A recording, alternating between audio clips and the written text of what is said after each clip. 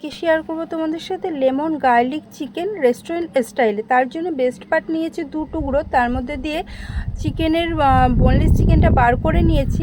গোলমরিচ, নুন আর lemon JS দেবো, আর লেবুর রস আর 1 চামচ রসুন কুচি দিয়ে মাখিয়ে রেখে দেবো 1 ঘন্টা।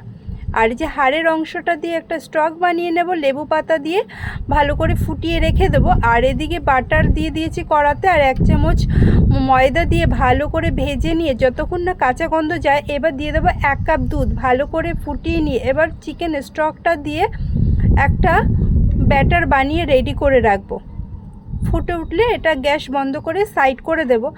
আর একটা কড়াতে সাদা তেল বাটার দিয়ে নাড়িচাড়ি দিয়ে দেবো রসুন কুচি, আর দিয়ে দেবো পেঁয়াজ কুচি, তার উপরে দিয়ে দেবো চিলি ফ্লেক্স, নুন আর অরিগানো। নাড়িয়ে চাড়িয়ে এবার চিকেনগুলো এক এক করে উপর দিয়ে সাজিয়ে দেবো। এবার সাজিয়ে দেওয়ার পরে ঢাকা দিয়ে দেবো। চিকেনের যে জলটা বেরোবে তাতেই চিকেনটা সিদ্ধ হবে।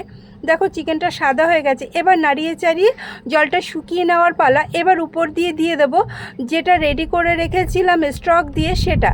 এবার তেল বেরোনো পর্যন্ত রান্না করে নেব। দেখো আমাদের তেল বেরিয়ে গেছে, এবার রান্না হয়ে গেছে। এবার পরিবেশন করার জন্য প্লেটে সার্ভ করে নিয়েছি, আর উপর দিয়ে অরিগানো ছিটিয়ে দিয়েছি।